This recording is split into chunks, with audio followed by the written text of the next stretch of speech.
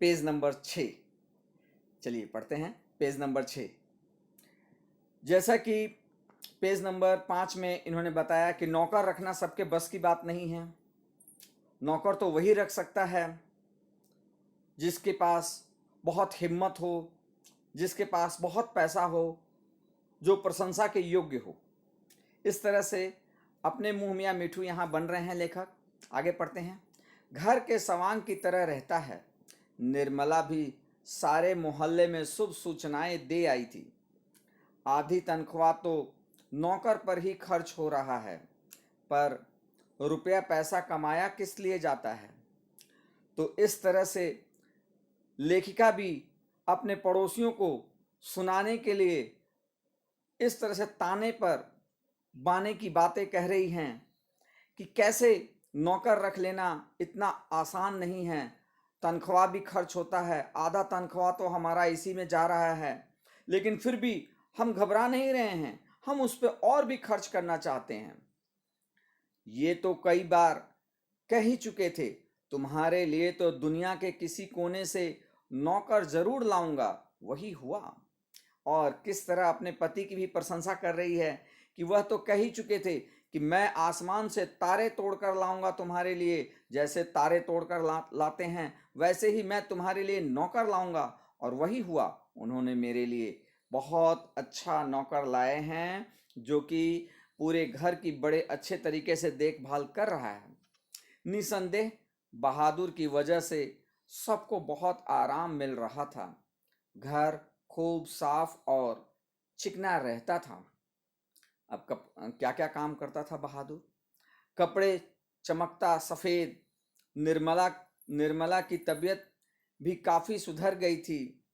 अब कोई एक खर भी टसकाता नहीं था। तो देखिए, टसकाना मतलब इधर उधर करना, अपने काम को पूरा करना। टसकाना तो कोई अपने काम को करता नहीं था, सारा काम बहादुर पर ही लोगों ने छोड़ दिया था, उसी पर आश्रित हो गए थे। किसी को मामूली काम करना होता तो वह बहादुर को आवाज देता। क्या क्या करवाते थे बहादुर से देखिए। बहादुर एक गिलास पानी पानी देना। बहादुर पेंसिल नीचे गिर गया है, उठाना। इस तरह से फरमाइशें किया करते थे। बहादुर घर में फिरकी की तरह नाचता रहता।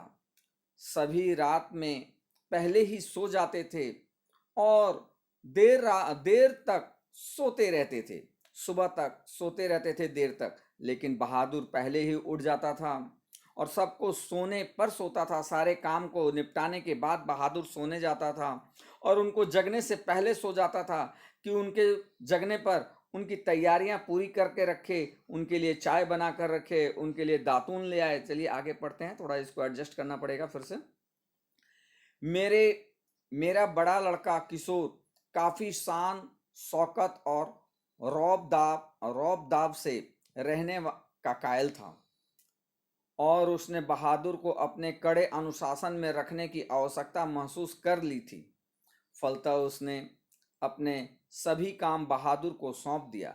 सवेरे उसके जूते को पॉलिश लग जानी चाहिए। कॉलेज जाने से ठीक पहले साइकिल सफाई जरूरी थी। रोज ही उसके कपड़े की धुलाई और इस्त्री होनी चाहिए।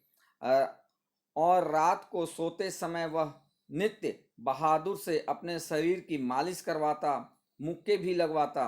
पर इतनी सारी फरमाइशों की पूर्ति में कभी कभी कोई गड़बड़ी भी हो जाती। जब ऐसा होता तो कैसे किशोर पर वो नाराज होता था। तो किशोर गर्जन तर्जन करने लगता, उसको बुरी बुरी गालियां देता और उस पर हाथ छोड़ देता। मार खाकर बहादुर एक कोने में खड़े हो जाता चुपचाप। चूंकि वह बोल नहीं सकता था, चूंकि किशोर मालिक का लड़का था, तो इसलिए उस पर बोल नहीं सकता था। किशोर बड़ा भी था, इसलिए भी वो नहीं बोल पाता था। चुपचाप वो खड़ा हो जाता था, जैसे अब उसका कौन मित्र है। लेकिन लेखक हमेशा ही उसके पक्ष लिया करते थे, जिससे बहादुर कि बहादुर को बहुत हिम्मत मिलता था, साहस मिलता था, और बहादुर हमेशा खुश रहता था कि कोई तो घर में है जो उसकी मदद करता है। यहाँ पर लेखक हमेशा ही बहादुर की पक्ष लिया करते थे, किशोर को डांटा करते थे। आगे पढ़ते हैं।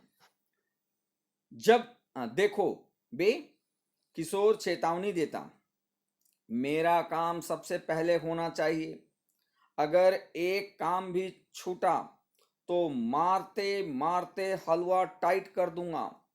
साला कामचोर, करता क्या है तू, बैठा बैठा खाता है। तो इस तरह से उन्हें लांछन भी लगाया करता था किशोर। आगे थोड़ा सा एडजस्ट करना पड़ेगा, कर लेते हैं। रोज ही कोई ना कोई ऐसी बातें होने लगी जिसका रिपोर्ट पत्नी मुझे देती थी। मैंने किशोर को मना किया पर वह नहीं माना, तो मैंने यह सोचकर छोड़ दिया कि थोड़ा बहुत तो यह चलता ही रहता है, फिर एक हाथ से ताली कहाँ बजती है। बहादुर भी बदमाशी करता होगा, पर एक दिन जब मैं दफ्तर से आया तो मैंने किशोर को एक डंडे से बहादुर को पिटाई करते हुए देखा।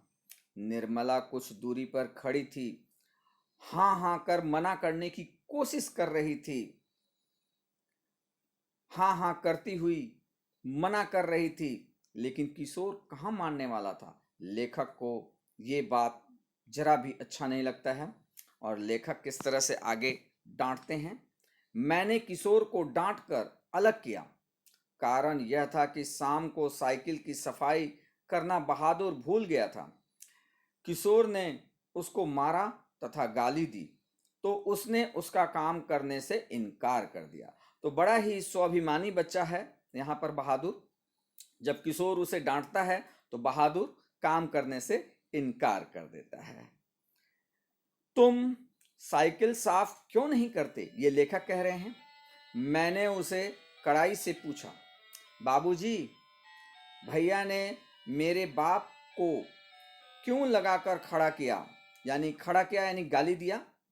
वह रोते हुए बोला, तो ये किशोर का जो है आदत सही नहीं था, इसे भली भांति लेखक भी भांपते हैं, लेकिन लेखक का चूंकि वो बच्चा है इसलिए कुछ पक्ष तो किशोर का वो लेते हैं और बहादुर को मनाने की कोशिश करते हैं कि बहादुर के दिल में भी कष्ट ना हो। चलिए आगे पढ़ेंगे अगले पेज में, तो इसको खूब शेयर कीजिए, लाइक कीजिए, आगे पढ़ते रहिए। मैं इसी तरह से और अच्छे अच्छे वीडियो आपको बना बना कर भेजता रहूँगा। तो ये आप